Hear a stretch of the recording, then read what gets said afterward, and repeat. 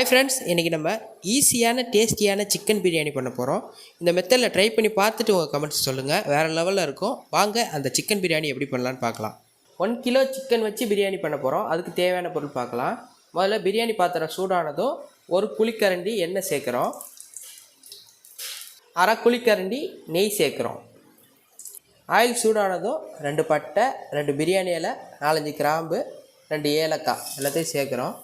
பொடியாக வெட்டி வச்சுருக்க 4 வெங்காயத்தை சேர்த்து ஃப்ரை பண்ண போகிறோம்.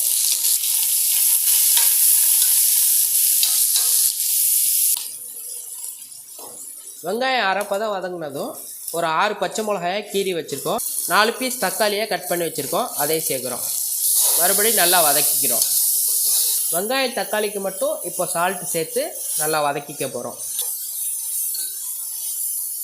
இப்போது 1 குழிக்கரண்டி இஞ்சி பூண்டு பேஸ்ட்டு சேர்க்க போகிறோம். 3/4 டேபிள் ஸ்பூன் மிளகாய் தூள் சேர்க்குறோம். இஞ்சி பூண்டு வதங்கினதும் கொத்தமல்லி ஒரு கை சேர்க்குறோம். புதினா ஒரு கை சேர்க்குறோம். நல்லா மிக்ஸ் பண்ணிக்கிறோம். ஸ்லோ ஃப்ளேமில் வச்சு கொஞ்ச நேரம் மூடி போட்டு வைக்கலாம்.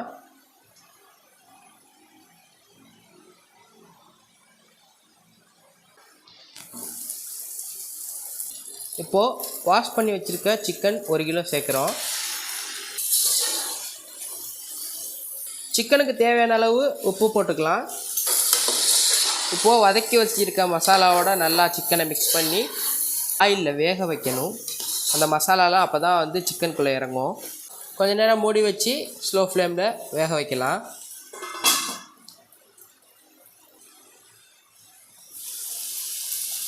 சிக்கன் அரைப்பதான் வெந்ததும் பிரியாணி மசாலா சேர்க்கணும். ஒரு 3 ஸ்பூன் சேர்க்குறோம். இந்த பிரியாணி மசாலாவோட மஞ்சத்தூள் சேர்த்து அரைச்சி வச்சுருக்கோம். ஒரு சின்ன கப்பு தயிர் சேர்க்குறோம். அதை நல்லா மிக்ஸ் பண்ணிக்கலாம். இதுக்கு மேலே 1 கிளாஸ் சுடு தண்ணி ஊற்றி மூடி கொஞ்சம் நேரம் வேக வைக்கலாம்.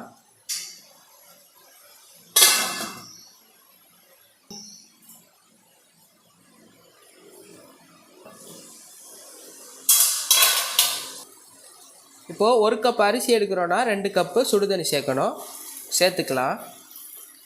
நம்ம ஆல்ரெடி உப்பு போட்டிருக்கோம். இப்போ ஊற்றின தண்ணிக்கும் அரிசிக்கும் சேர்த்து இப்போ கொஞ்சம் சால்ட் சேர்த்தாச்சு. நல்லா மிக்ஸ் பண்ணிக்கலாம். இப்போது இதை மூடி போட்டு கொதி வந்ததும் பிரியாணி அரிசி சேர்த்துடலாம். இப்போது ஓப்பன் பண்ணி பார்க்கலாம்.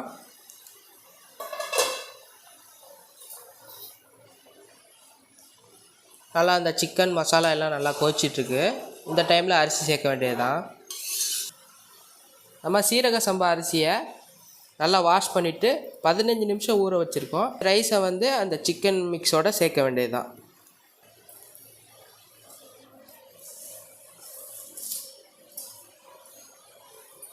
அரிசியை சேர்த்தாச்சு. லேசாக மிக்ஸ் பண்ணிக்கலாம். இன்னொரு கொதி வரட்டும். அது வரைக்கும் மூடி வைக்கலாம். இப்போது ஓப்பன் பண்ணி பார்க்கலாம்.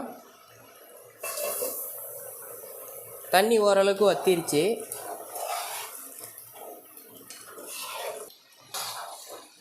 இன்னும் கொஞ்சம் வற்றி வரணும்.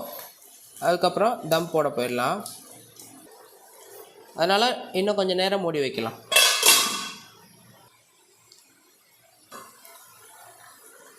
இப்போது நம்ம என்ன பண்ண போகிறோம் அப்படின்னு பார்த்தீங்கன்னா, நல்லா இரும்பு தோசைக்கல் இருக்குல்ல, அதை நல்லா ஹீட் பண்ணி வச்சுருக்கோம். நல்லா ஹீட் ஆகிட்டுருக்கு. இந்த பாத்திரத்தை அப்படியே தூக்கி அந்த தோசைக்கல் மேலே வைக்கிறோம். வச்சாச்சு. வச்சுட்டு பிரியாணியை நல்லா மிக்ஸ் பண்ணி விட்ருங்க.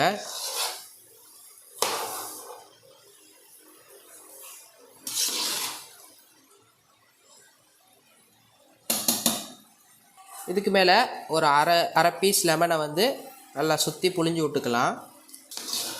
மறுபடியும் லைட்டாக மிக்ஸ் பண்ணிக்கலாம்.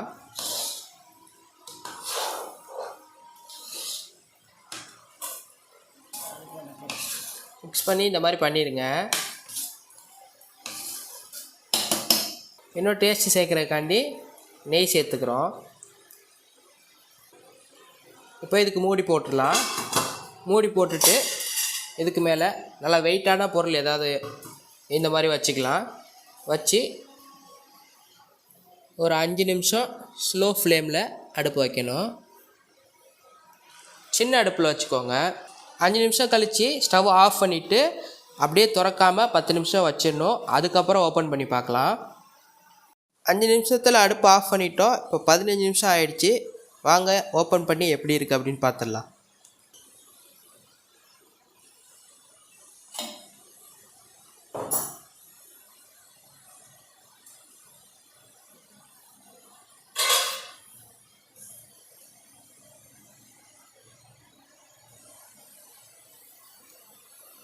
அருமையாக வெந்திருக்கு. வாங்க கிளறி பார்க்கலாம்.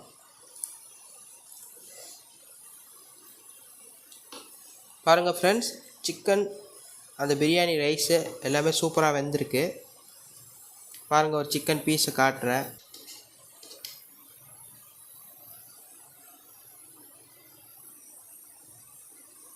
பாருங்கள், நல்லா சாஃப்டாக வெந்திருக்கு.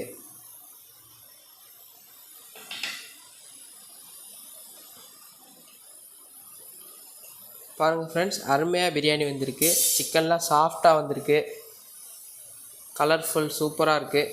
நீங்கள் கண்டிப்பாக ட்ரை பண்ணுங்கள். இந்த வீடியோ பிடிச்சா லைக் பண்ணி, ஷேர் பண்ணி, சப்ஸ்கிரைப் பண்ணுங்கள், கமெண்ட் பண்ணுங்கள். நீங்களும் செஞ்சு பார்த்துட்டு எப்படி இருந்துச்சுன்னு சொல்லுங்கள். அடுத்த வேளை சந்திப்போம். பாய்.